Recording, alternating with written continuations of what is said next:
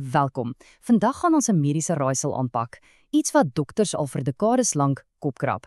Dis 'n toestand wat, wel, al die reëls oor pyn en genesing sommer net by die venster uitgooi.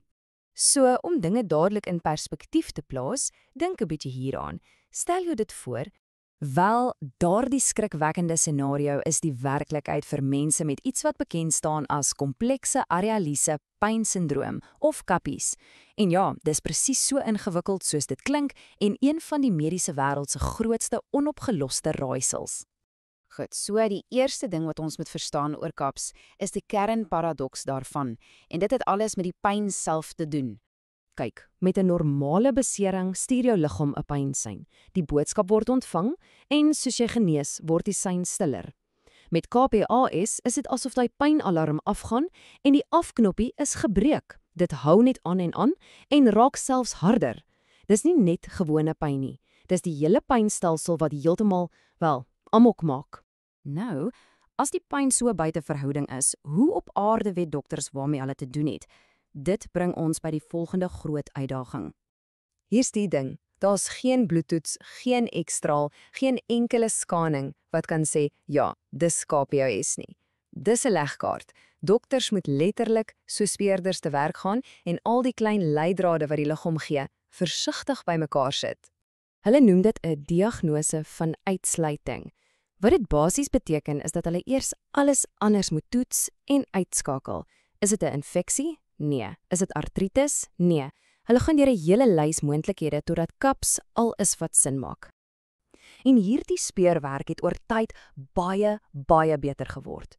In die vroeë 90's was die reëls of kriteria nogal vaag en baie mense is verkeerdelik gediagnoseer. Maar soos ons meer geleer het die gereedskap skerper geword en dit het ons uiteindelik by die Budapest-kriteria gebring wat vandag die goue standaard is. En dis juis hierdie Budapest-kriteria wat so slim is. Kyk 'n bietjie hier. Dit werk met 'n twee-sleutelstelsel. Eerstens moet jy as pasiënt ten minste een ding in elke kategorie rapporteer. Maar, en dis die belangrike deel, die dokter moet ook 'n fisiese teken daarvan in elke kategorie sien. So, jy kan nie net sê, my hand voel warm nie, die dokter moet die temperatuurverskil kan meet of die kleurverandering kan sien. Hierdie kombinasie van wat jy voel en wat die dokter sien, is wat die diagnose soveel sterker maak. En dan, om dinge nog 'n bietjie meer spesifiek te maak, word KPAS in 2 hooftipes verdeel. Dink daaraan so, die eindresultaat, daai intense, aanhoudende pyn, lyk baie dieselfde. Die groot verskil is die oorsaak. By tipe 1 is daar geen duidelike groot senuweebesering wat alles afgeskop het nie. By tipe 2 aan die ander kant kan die dokter die probleem terugspoor na 'n spesifieke bevestigde senuweebesering.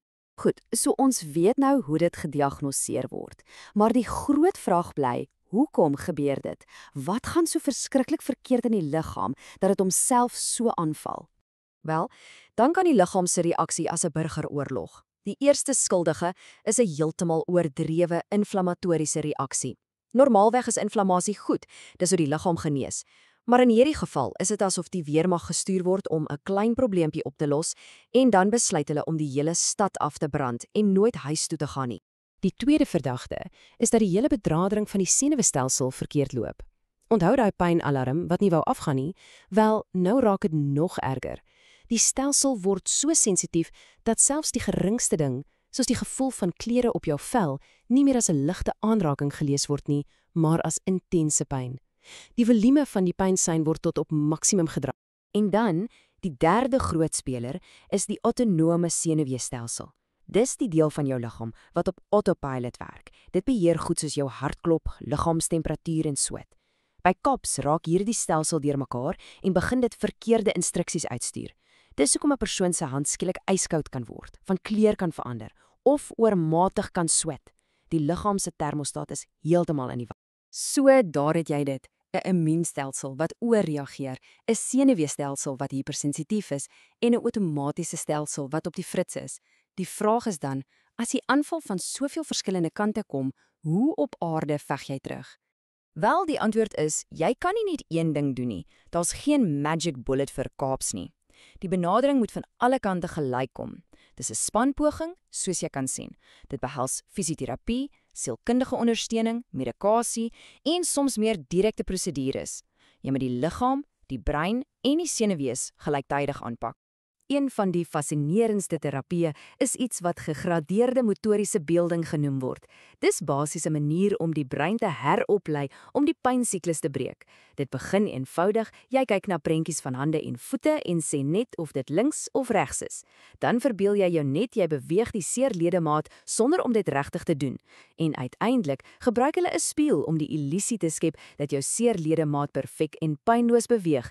Dis alles daarop gemik om die brein se verwronge beeld van daai liggaamsdeel stadig maar seker reg te stel. Dan is daar natuurlik die medikasie. Dis soos 'n gereedskapskis waar elke stuk gereedskap 'n ander werk doen. Jy het anti-inflammatoriese middels om daai ooraktiewe immuunrespons te kalmeer. Jy het senuweepynmedikasie wat probeer om die volume van die pynseine af te dry. Jy het selfs medikasie wat help met die beenverlies wat dikwels saam met kaaps kom.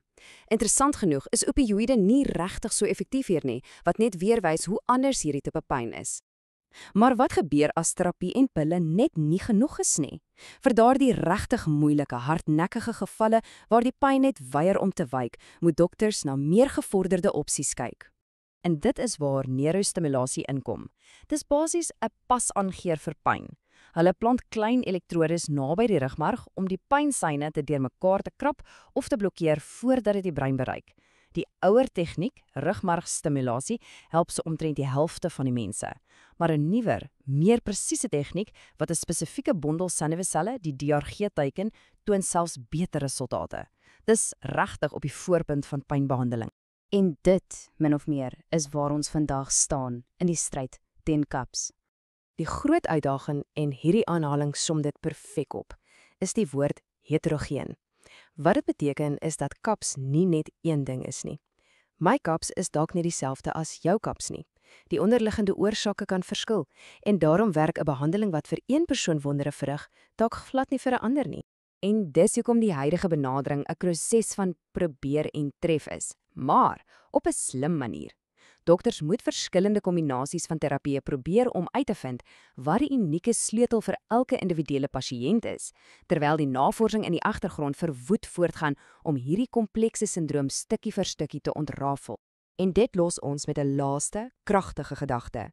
As ons die raaisel van KAPS kan oplos, hierdie uiterste ingewikkelde vorm van pyn, kan ons dalk net die geheime van alle kroniese pyn ontsluit?